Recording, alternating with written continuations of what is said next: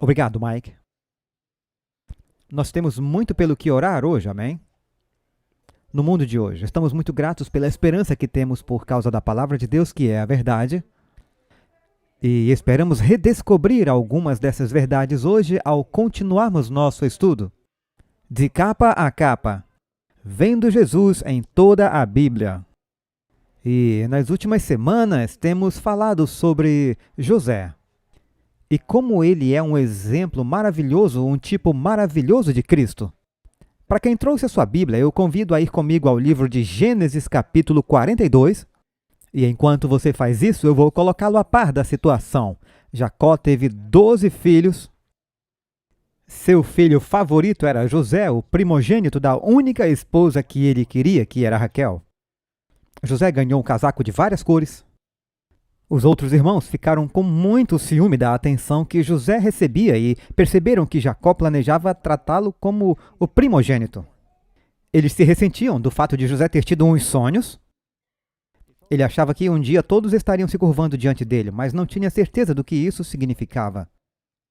Bem, quando eles não aguentavam mais, eles o odiaram tanto que iam matá-lo, mas em vez disso, José sugeriu que eles o vendessem por 20 moedas de prata aos ismaelitas que o levaram para o Egito, onde ele foi vendido como escravo. Ele foi vendido para a casa do capitão da guarda do Egito, cujo nome era Potifar. Ele prestou um bom serviço e decidiu, se for para ser escravo, seria um bom escravo. O que quer que faça, faça para o Senhor. E como resultado, ele logo ficou encarregado de tudo. Mas após cerca de 10 anos, a esposa do seu senhor começou a se aproximar dele. Ele recusou os seus convites, ela o acusou falsamente e José acabou preso. Passou 3 anos na prisão. Agora o faraó tem sonhos e não sabe o que eles significam. Seus sábios não conseguem explicá-lo. Mas o mordomo se lembra de quando esteve na prisão por um curto período com um hebreu que sabia interpretar sonhos, então José é levado ao palácio. E ele interpreta os sonhos do faraó. Eles se impressionam com José cheio do espírito e Faraó diz: "Quem melhor que você para nos preparar para essa fome?" E assim, da obscuridade de uma prisão, em um dia ele passa a ser o primeiro-ministro do Egito, senhor de toda a terra. E ele prepara a nação para a fome que se aproxima. Ele recolhe milho em grande abundância. E por fim, os 7 anos de fome vêm após os 7 anos de fartura, quando eles estavam armazenando todos os grãos. Com certeza, cerca de 1 ano depois dessa fome, José, que agora tem cerca de 39 anos de idade, entre o grupo de pessoas que vêm para comprar, todos precisam passar por José. Eram pessoas que vinham comprar grandes quantidades para seus países e suas tribos. Os filhos de Jacó aparecem. José os reconhece, mas eles não o reconhecem. Agora é mais ou menos aqui que começa a nossa história. A Bíblia nos diz que esse é outro exemplo de Jesus. Você pode ler aqui em Gênesis 42, verso 8. José reconheceu seus irmãos, mas eles não o conheceram. E eu li isso na versão King James, porque lembramos que Jesus disse: "Esta é a vida eterna", João 17, "para que te conheçam." E que o Senhor declarará aos perdidos no grande julgamento, ele dirá: "Não vos conheço." É imperativo que conheçamos o Senhor. José os conheceu, Deus sabe tudo, mas eles não o conheceram. Por isso ele quer saber se eles são os mesmos homens que foram tão coniventes, invejosos e astutos, que estavam dispostos a vender e a matar o irmão se Rúben não tivesse intercedido. E ele é vendido como escravo. Sua preocupação agora é com Benjamim, o seu irmão mais novo. Então ele lhes diz: "Vocês devem ser espiões." Ele fala por meio de um tradutor. Ele tem a aparência totalmente de egípcio agora. E eles disseram: "Espiões? Sim, vocês vieram para ver que por causa da fome estamos fracos e talvez nossos exércitos não possam lutar. Eu posso dizer que vocês são espiões." Não, nós éramos 12 irmãos de um homem e viemos... Veja, um deles ainda está com o pai. E então eles percebem que as contas não batem e dizem: "Um não está mais vivo." José olha para eles e diz: "Sim, eu sei disso." E ele os lança na prisão por 3 dias. "Vocês são espiões. E Tudo que José faz tem uma razão por trás. Quero dizer, ele é um homem muito bem-sucedido.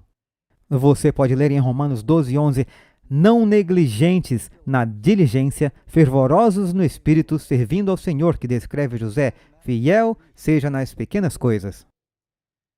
Então ele refletiu sobre isso e pensou, eu preciso descobrir, eu preciso testá-los um pouco mais. Às vezes o Senhor precisa nos testar. Ele permite que eles provem seus sofrimentos. Ele não os deixa na cadeia por 3 anos, ele os deixa por 3 dias. Para que eles experimentassem esse sofrimento. Você e eu nunca saberemos o que Jesus passou para nos salvar, mas às vezes ele nos deixa partilhar de seus sofrimentos. Então ele tira 9 deles da prisão e diz, eu vou ficar com um. E deixa Simeão. Simeão tinha sido o líder dos que queriam assassiná-lo. Simeão também é o segundo filho logo depois de Ruben. E José diz aos outros, eu vou dar grãos a vocês, podem comprar grãos. Levem para suas famílias e quando voltarem para pegar mais grãos, tragam-me seu irmão mais novo para provar que não estão contando história. E só então eu vou deixar Simeão ir embora.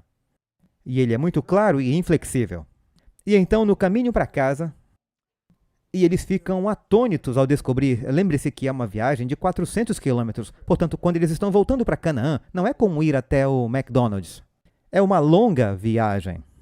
No caminho para casa, um deles para e abre o saco de grãos. Os outros ainda não tinham feito isso porque estavam esperando para distribuí-lo quando chegassem em casa. E ele fica surpreso ao descobrir que a bolsa de dinheiro que ele havia trazido para comprar o grão está de volta no saco. E eles ficam muito assustados com isso. E então eles voltaram para casa. E agora lemos em Gênesis 42, verso 35.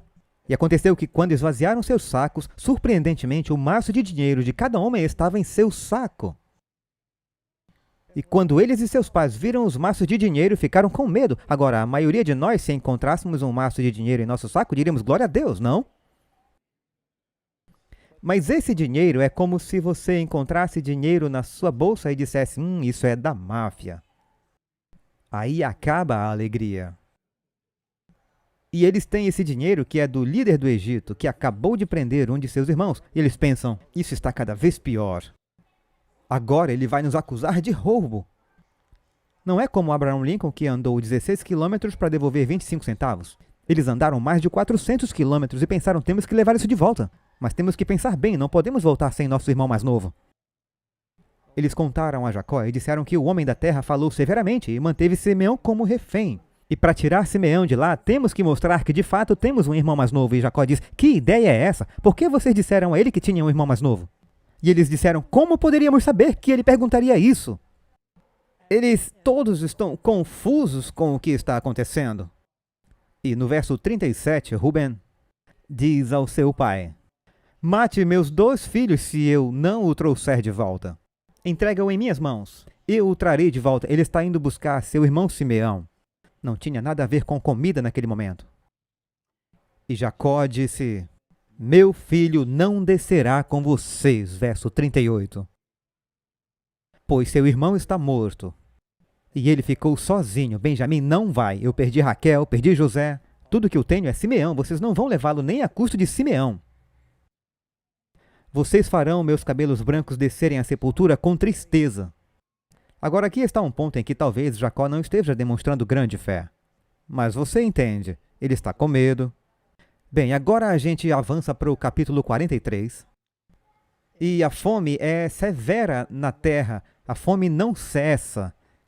Eles estão apenas há 1 ano entrando no 2º ano de uma fome de 7 anos e diz que é severa. Falando de fome, temos tido um clima lindo ultimamente, mas eu estou nervoso porque tivemos uma fome, uma seca no norte da Carolina. E precisamos fazer a dança da chuva ou algo assim, porque se não tivermos mais neve, haverá mais racionamento de água no próximo ano. A fome continuava rigorosa na terra. A Bíblia nos diz que há uma fome na terra. Eu não estou falando da seca ocidental. Amós capítulo 8, verso 11.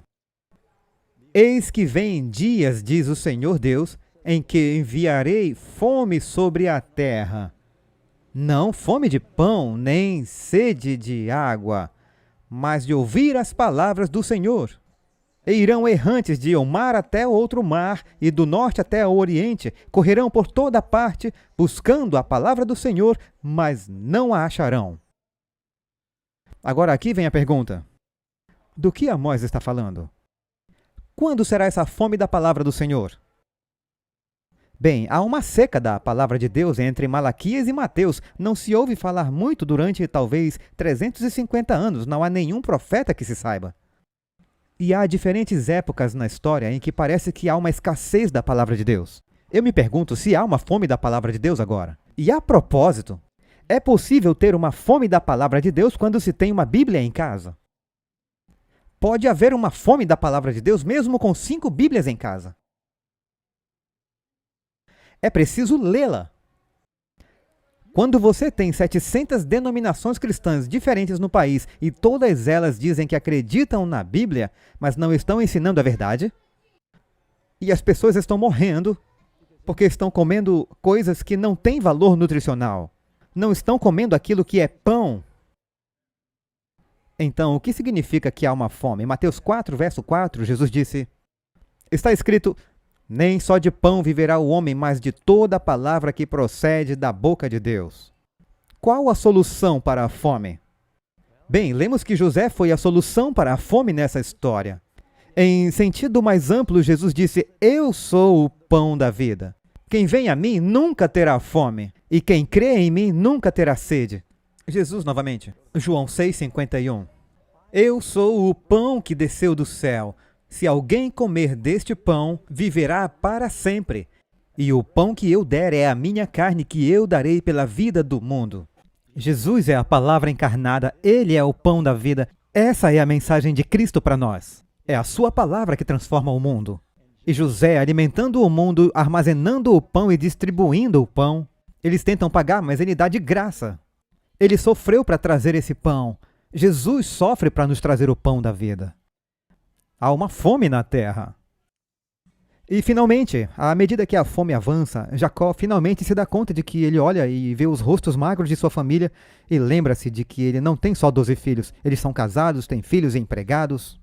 E que, incluindo os criados, são cerca de centenas de pessoas em sua casa.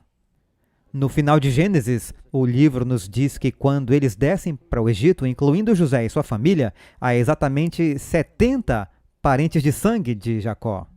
Mas a família é muito maior do que isso. Quando eles conquistaram o povo de Siquém e os levaram como escravos, e então ele é responsável por essas centenas de pessoas e elas estão sem comida. Mas ele sabe que eles não podem ir buscar comida no Egito a menos que Benjamim vá. Uma coisa que nos diz aqui é que não havia outro lugar para ir. Vocês não concordam comigo que se houvesse outro lugar para onde eles pudessem ir buscar pão, se Jacó não tivesse que arriscar Benjamim, eles o teriam feito? Mas não havia outro lugar. A Bíblia diz que todas as nações vieram a José. Existe algum outro nome dado entre os homens pelo qual devemos ser salvos, senão pelo nome de Jesus? Não tem outro jeito. E eu sei que não é politicamente correto dizer isso hoje, mas a única forma de alguém chegar ao céu é Jesus, de acordo com a Bíblia. Ninguém é salvo por suas obras. Essa ideia de que todos os rios levam ao oceano e a sua crença o leva a Deus, a minha crença me leva a Deus, você tem a sua verdade, eu tenho a minha verdade, isso tudo é um absurdo. Só existe um lugar para se obter o pão da vida, e é por meio de Jesus. Portanto, não havia outro caminho. Finalmente, Jacó toma uma decisão muito difícil que o seu pai e seu avô tiveram que tomar. Ele está disposto a oferecer seu filho amado para salvar outras pessoas. Nós lemos em Gênesis 43, verso 13. Jacó finalmente cedeu. Tomai também a vosso irmão, e levantai-vos e voltai àquele homem, e Deus Todo-Poderoso vos dê misericórdia diante do homem, para que deixe vir convosco vosso outro irmão, e Benjamim, e se eu for desfilhado, desfilhado ficarei. Ou seja, eu estou disposto a perder meus filhos para salvar a família. Você percebe que houve uma vez em que Isaac basicamente teve que se despedir de Jacó? Eu acho que ele pensou que seu irmão queria matá-lo. E Abraão teve que colocar Isaac no altar e estar disposto a sacrificar seu filho. Então aqui Jacó chega ao ponto em que ele está disposto a sacrificar o que lhe é mais próximo e querido para salvar os outros. Não é essa a história do Evangelho? Deus amou tanto o mundo que se dispôs a dar seu filho. E não pense que isso não doeu. Mas ele fez isso porque ama você, para salvá-lo. Então é interessante que todos os irmãos descem, pelo menos 9 deles, mas agora são 10. Bem, eles têm Benjamim, são 9 porque eles ainda não pegaram Simeão, então ele ainda está na cadeia. Eu não era bom em matemática na escola. Essa não era a minha melhor matéria, mas história, essa eu me saía bem. Então eles descem para o Egito e José entende que eles vieram comprar mais grãos. E ele diz aos seus criados, lembre-se que tudo acontece por meio de tradutores. E ele diz aos criados, eu quero que vocês se preparem, nós vamos comer juntos. Eles ficam chocados com o fato de agora o homem ser tão gentil. E diz que eles fizeram essa refeição reveladora. Veja no capítulo 43, verso 16, quando José viu Benjamim com eles, ele disse ao que estava sobre a sua casa, leva estes homens à casa e mata reses e prepara tudo, porque estes homens comerão comigo ao meio-dia. Haverá uma refeição e há também aí um sacrifício. E aqui nós temos José, e eles soltam Simeão da prisão, e então ali estão os 12 sentados para essa refeição. Você já viu isso antes? E após a refeição há uma grande revelação. Estamos nos adiantando agora. Mas quando eles viram os irmãos pela primeira vez, quando José os viu pela primeira vez, ele viu o mais novo. Lembre-se de que José, como eu disse, tem 39 anos e Benjamim tem 25. Ele era um rapaz na época, pois só era considerado homem a partir dos 30 anos. Ele o vê e diz por meio do tradutor, esse é o irmão mais novo de quem você falou? E eles respondem sim, e ele teve vontade de correr até lá, abraçar Benjamim e dizer, sou eu, José. Mas ele se conteve, mas não conseguiu controlar suas emoções. E ele começou a se engasgar na frente deles e disse, eu já volto. E foi embora e começou a chorar e a soluçar. Depois ele se lava e retorna para junto deles. Vamos comer juntos. E ele ainda não terminou de testá-los. Então eles comem juntos. E para começar, eles ficam surpresos com o fato de que quando o mordomo os senta à mesa, José dá para ele uma listinha e diz... E ele diz, está vendo o ruivo? É o Ruben, ele é o mais velho, coloque ele bem ali. E um a um o mordomo diz, aqui é o seu lugar. Não, não, não, você senta aqui. Você aqui. E você bem aqui. E ele os coloca em volta da mesa na ordem da idade. Agora, a probabilidade de acertar 11 de 11 sequencialmente é astronômica. É tipo acertar na Mega Sena. E eles olham uns para os outros e dizem, isso é estranho. E quando estão comendo, José não se sente bem com eles, porque para a maioria dos egípcios, os pastores eram uma ocupação abominável. Eles eram sujos e não comiam com eles. Então José está na sala, mas ele está comendo numa mesa, talvez com seus empregados e sua família. E eles estavam se divertindo juntos, e ele disse ao mordomo para dar 5 vezes mais comida ao mais jovem. Agora eles estavam felizes, mas a fome era grande, e agora eles estão em um banquete. A maioria deles estava feliz com o que tinha. A maioria das crianças fica feliz com uma casquinha de sorvete até você dar 2 para o irmão dela. Daí elas não ficam mais tão felizes. Eu quero que você dê 5 vezes mais para Benjamim. Ele quer ver se eles vão reagir, com desprezo e ciúme ou se mudaram. E eles ficam olhando o mordomo empilhando comida no prato de Benjamim e dizem, isso é estranho, mas tudo bem. Eles não reagem, e então isso é um bom sinal. Mas eu vou dar um passo adiante. Então, depois que eles fizeram essa refeição, a propósito, como José diz, eu quero comer com vocês. Veja Lucas 22, Jesus nos diz no verso 8, ide e preparai-nos a Páscoa para que a comamos. José diz ao mordomo, prepare para que possamos comer. Você encontrará muitas das mesmas palavras na história de José que você encontra nos evangelhos. E em Lucas 22, verso 15, Jesus diz, desejo ardentemente comer esta Páscoa com vocês antes de sofrer. José queria estar com seus irmãos e se revelar. Então, o que José faz é... ele diz ao mordomo, deem a ele toda a comida que puderem carregar. E ele disse, pegue a minha taça, com a que eu sempre janto, e coloque-a no saco de grãos dos mais novos. E ele identificou qual deles é Benjamim. Coloque todo o dinheiro de volta na boca dos seus sacos. De novo. Agora, quando eles voltaram do jantar, eles disseram ao mordomo, se pudermos falar com o senhor por um minuto, nós temos que contar uma coisa. Da última vez que estivemos aqui, nós compramos grãos, chegamos em casa, nosso dinheiro estava nos sacos. Trouxemos o dinheiro de volta. Eles são honestos. Eles confessaram que o dinheiro estava em suas bolsas, trouxeram de volta e disseram, trouxemos o dobro para comprar mais. E o mordomo disse, não fui eu. Deus colocou o dinheiro em suas bolsas. Não se preocupem, guardem. Agora eles vão comprar mais grãos. Ele põe mais dinheiro na bolsa deles. Ele não os deixa comprar o pão porque não se pode pagar pela salvação. Jesus é um presente. Além disso, ele pega o cálice, esse cálice ornamentado e caro, e o coloca no saco de Benjamim. Então todos eles dizem obrigado, recebem Simeão, estão a caminho de casa, dão glória a Deus, tem bastante comida, temos nosso dinheiro, temos os 2 irmãos, papai vai ficar muito feliz. E eles chegam à primeira parada para dar água aos burros e camelos. E o mordomo-chefe vem correndo com um contingente de soldados. E ele diz, vocês não sabiam que o meu mestre está ligado ao divino? Como ousam, depois de tudo o que fizemos por vocês, roubar o cálice?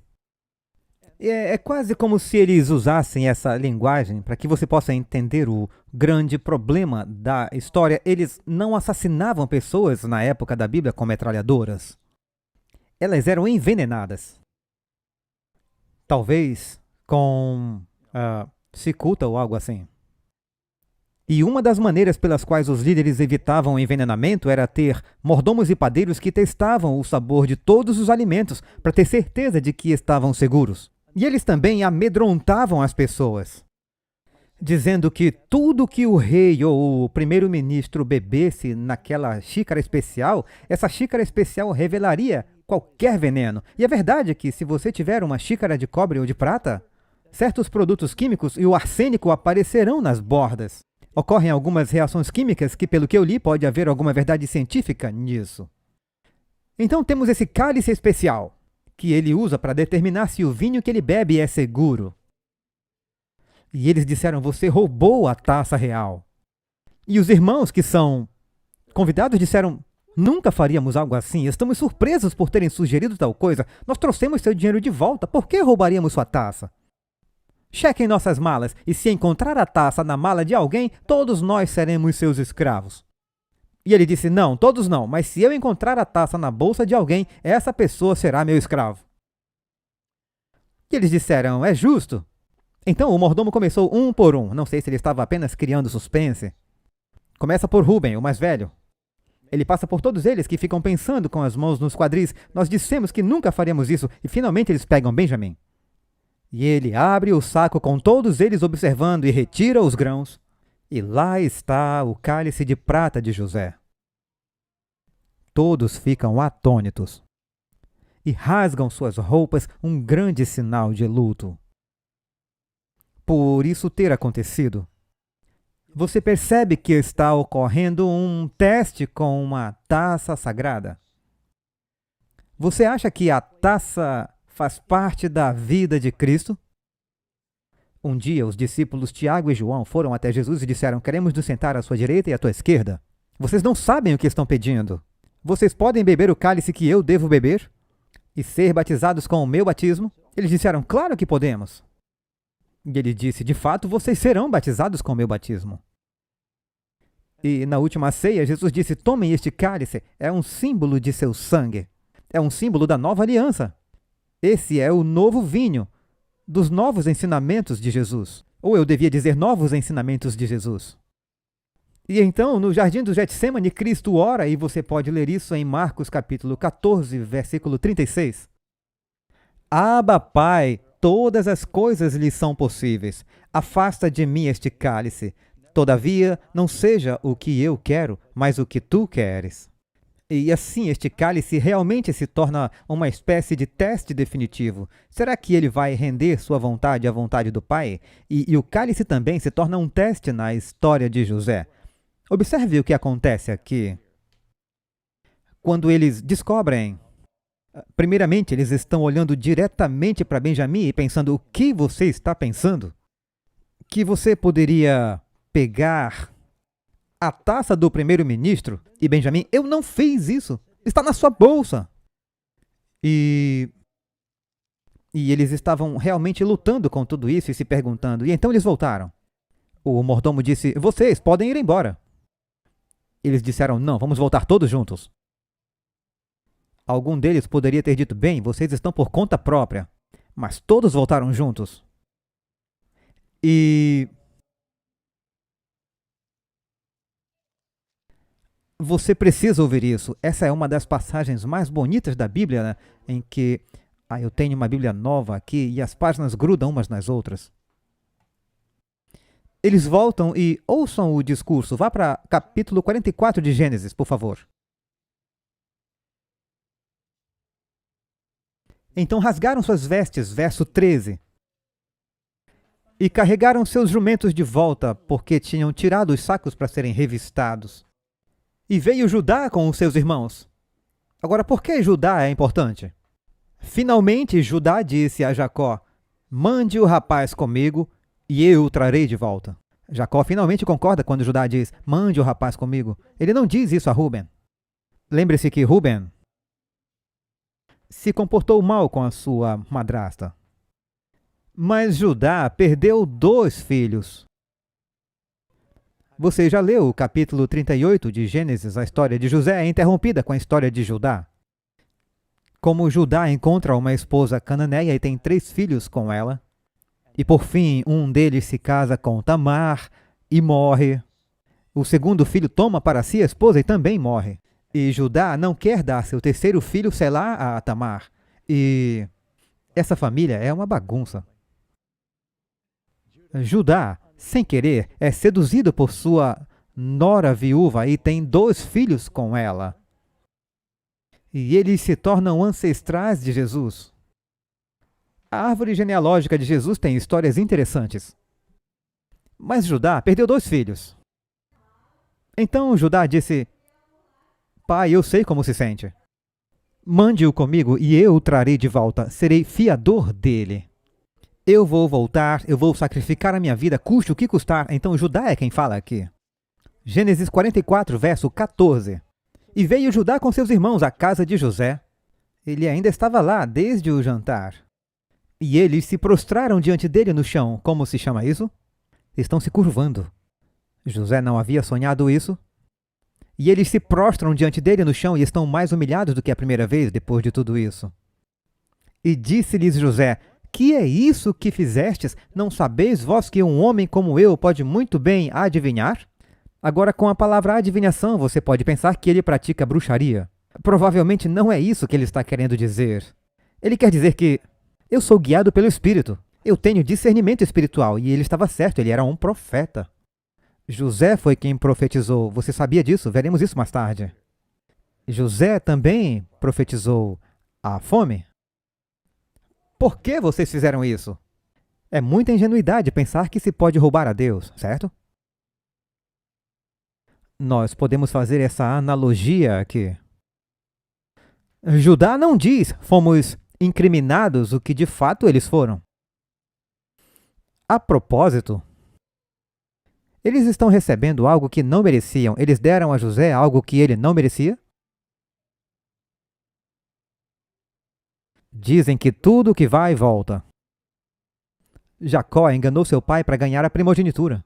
Os filhos de Jacó o enganaram quando José foi vendido. Judá diz: o que vamos dizer ao meu senhor? O que vamos falar? Não temos nada a dizer, simplesmente nos dê sua graça, clamamos, é o que ele diz. Como devemos nos limpar? Ele não está dizendo como limparemos Benjamim. Ele diz: estamos todos nessa. Como devemos nos limpar? Deus descobriu a iniquidade de seus servos. Que iniquidade ele está confessando? Eles venderam o próprio irmão. Na verdade, mais cedo, José os ouviu confessar uns aos outros: Deus está nos punindo pelo que fizemos. Ele ouviu isso. Ele disse: Deus descobriu a iniquidade de seus servos. Aqui estamos, meu senhor, escravos, nós e aquele com quem a taça foi encontrada. Todos eles estavam se oferecendo a José como escravos. Tanto nós como aquele com a taça. Mas ele disse: longe de mim que eu tal faça. O homem em cuja mão o copo foi achado, esse será meu servo. Porém, vós subi em paz para o vosso pai. Aqui é o grande teste. Vocês podem ir. Podem pegar seus grãos, suas sacolas e tudo mais. Vão até seu pai, mas o irmão mais novo ficará comigo. Aqui você vê que houve uma grande mudança de atitude, em que agora eles amam a seu irmão mais do que a si mesmos. Então Judá se aproximou dele e disse, e ele se aproxima e agora ele está intercedendo por seu irmão. Ó Senhor, por favor, permita a teu servo falar uma palavra e não se acenda a tua ira contra o teu servo. Para falar com um monarca naquela época era preciso ter muito cuidado. Eu lembro quando fomos a Camarões, na África, nos levaram para nos reunirmos com o vice-presidente e o administrador, e antes de irmos, ele nos disse, esse é o protocolo. Quando vocês entrarem, não digam nada, a menos que sejam solicitados a falar. E ele foi enfático em dizer, ele fala primeiro. E se sobrar tempo, quando ele terminar, você pode pedir permissão para falar. Então Judá estava falando com uma autoridade, mas Judá disse, nós sequer temos o direito de falar, mas por favor, deixe-me dizer uma palavra. Não deixe que a sua ira se acenda contra o seu servo. Pois o Senhor é como o faraó. Meu senhor perguntou aos seus servos, dizendo, tendes vós pai ou irmão? E dissemos ao meu senhor, temos um pai velho e um filho da sua velhice, o mais novo, cujo irmão é morto. O que eles acham que aconteceu com José? Normalmente, quando você é vendido como escravo no Egito, você é comprado para algum tipo de trabalho pesado. O tempo de vida é muito curto e já havia se passado 21 anos. Eles achavam que se ele tivesse sido mandado para as minas, para quebrar pedras ou colocado nos campos ou algo assim, ele já estaria morto. Especialmente se ele começasse a contar seus sonhos. E ele está morto. Eles estão considerando José morto, mas ele não está. Muitas pessoas pensam que Jesus morreu, mas ele não está morto, está? E ele é o único que restou dos filhos de sua mãe, e o seu pai o ama, porque Deus amou o mundo de tal maneira. Então tu disseste a teus servos, trazei-mo a mim e porei os meus olhos sobre eles. E nós dissemos, aquele moço não poderá deixar a seu pai. Se deixar a seu pai, este morrerá. Agora eles estão falando com José sobre seu pai. E o próprio fato de que, no momento em que estão falando, Benjamim não está com seu pai. Então tu disseste a teus servos, se vosso irmão mais novo não descer convosco, nunca mais vereis a minha face. E aconteceu que, subindo nós a teu servo, meu pai, e contando-lhes as palavras de meu senhor, disse nosso pai, voltai e comprai um pouco mais de mantimento. E nós dissemos, não podemos descer se nosso irmão menor não for conosco. Pois não poderemos ver a face do homem se este nosso irmão menor não estiver conosco. Então disse-nos teu servo, meu pai, vós sabeis que minha mulher me deu 2 filhos. E um ausentou-se de mim, e eu disse, certamente foi despedaçado. E não o tenho visto até agora. Agora, Jacó já sabe o que aconteceu com José? Os irmãos conseguiram manter isso em segredo por um longo tempo. Eu não o vejo desde então, mas se você tirar este também de mim e uma calamidade se abater sobre ele, você levará minha cabeça grisalha com tristeza para a sepultura. Agora, pois, quando eu for ter com teu servo, meu pai, Judá está dizendo a José, quando eu for ao teu servo, meu pai, e o menino não, pois a vida dele está ligada à vida do menino. O pai e o filho estão ligados numa só vida. E acontecerá que, quando ele vir que o menino não está conosco, ele morrerá. Quando Jesus sofreu, o pai sofreu com ele. E teus servos farão descer as cãs de teu servo, nosso pai, com tristeza à sepultura. Pois teu servo, Judá diz, pois eu, teu servo, se deu por fiador por este moço. para com meu pai, dizendo: se eu o não tornar para ti, serei culpado para com meu pai por todos os dias. Agora, portanto, por favor, deixe teu servo ficar. Judá está dizendo: deixe-me ficar em vez do moço. Ele está dizendo: estou me oferecendo como substituto. De qual tribo Jesus veio? Judá.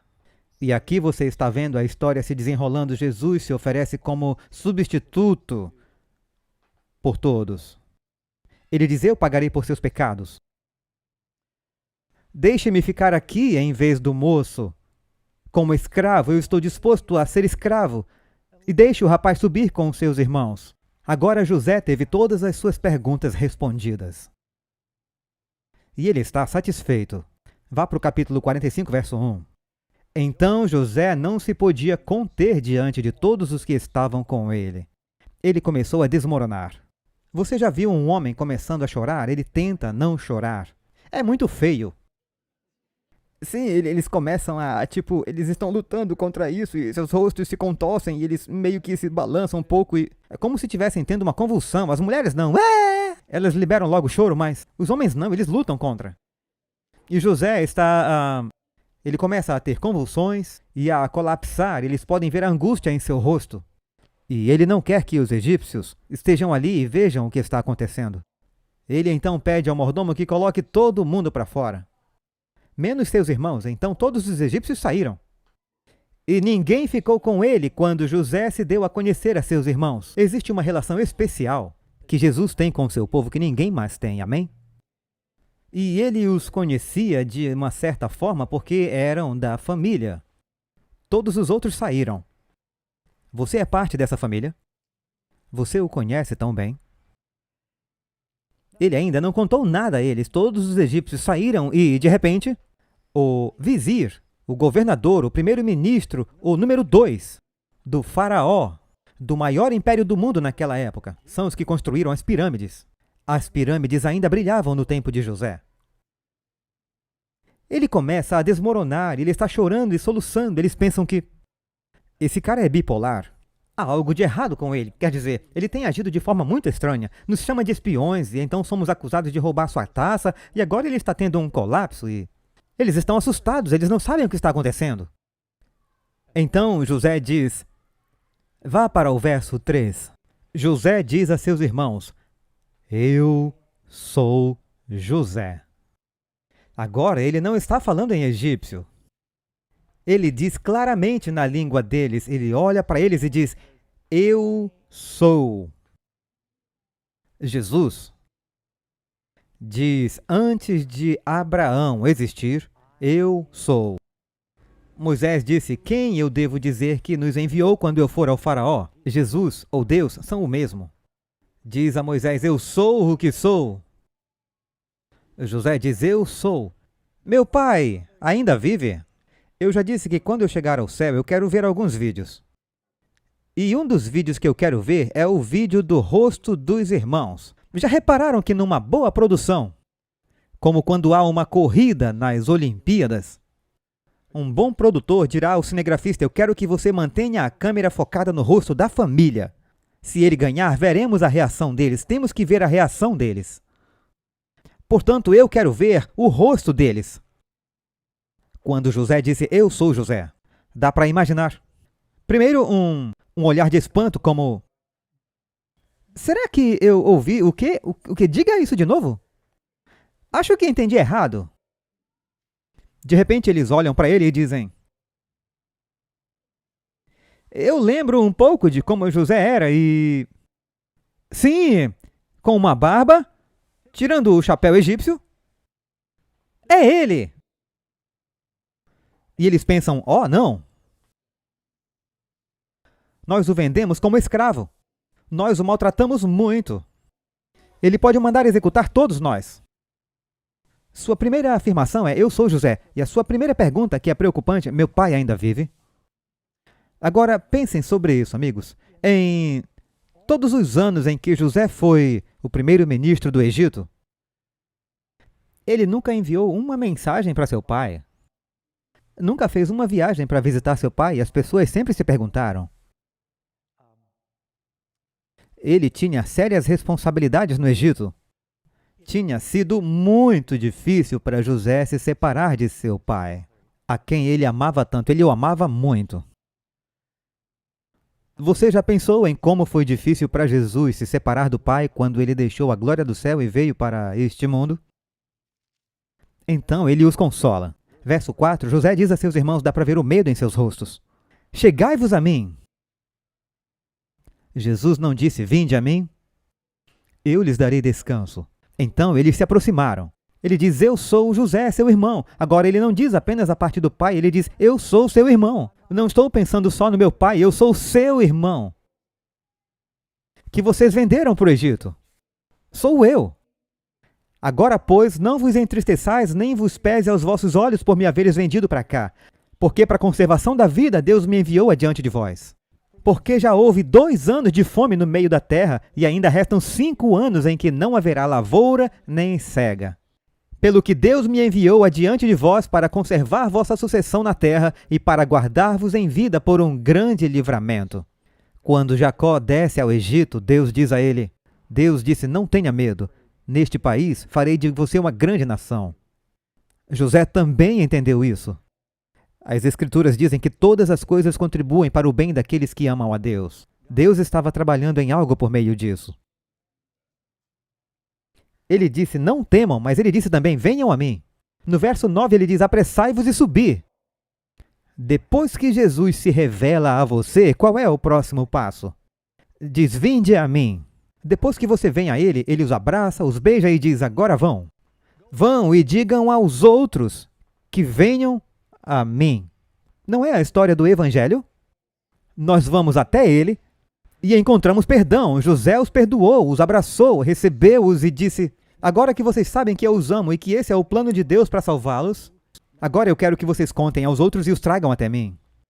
Essa é a história do Evangelho. Nós vamos até Jesus e depois vamos por Jesus. Outra coisa que você nota nessa passagem, ele diz 3 vezes, verso 9, apressai-vos e subi ao meu Pai. No final do verso ele diz, não te demores. Vá ao verso 13. E fazei saber a meu pai toda a minha glória no Egito, e tudo o que tendes visto, e apressai-vos. Ele diz, não demore, vá, apressa-te e vai. E lançou-se ao pescoço de Benjamim, seu irmão, e chorou. Benjamim chorou também, e ele beijou a todos os irmãos. Ele os carregou. Ainda tem muita coisa aqui. Diz que ele dá tudo o que precisam para a viagem. Num determinado momento ele diz, não se preocupem com seus bens, verso 20. Não se preocupem com suas coisas. Quando começamos a seguir Jesus, não precisamos levar nada para segui-lo. Eu darei tudo o que precisam. E no verso 22 diz, a todos lhes deu, a cada um, mudas de roupas. Mas a Benjamim deu 300 peças de prata e 5 mudas de roupa. E observou a reação deles. Naquele momento, eles nem se importaram com isso. E ele disse ao seu pai, ele enviou a seu pai uma mensagem por eles. Jacó ficou muito feliz ao ver Benjamim. Simeão está ali e eles vão até Jacó e dizem, tudo bem, prepare-se, pai. José ainda está vivo, verso 26. E ele é o governador de toda a terra do Egito. E o coração de Jacó desmaiou. Ele não só está vivo, ele é o rei do mundo. A Bíblia diz que Cristo é Senhor sobre todos, amém? Finalmente, Jacó não pode acreditar, mas diz que ele vê os carros, a caravana está vindo com os carros e coisas do Egito para trazer todos de volta. O texto diz que finalmente Jacó acreditou e reviveu o seu espírito. E Israel disse, basta, ainda vive meu filho José. Eu irei vê-lo. Ele ainda não o viu, mas acredita na palavra do relato. Amigos, Jesus está vivo, acreditem em mim. E o que ajudou Jacó a acreditar é que ele viu os presentes que foram enviados. Quando vemos os dons do Espírito, cremos que Jesus está vivo.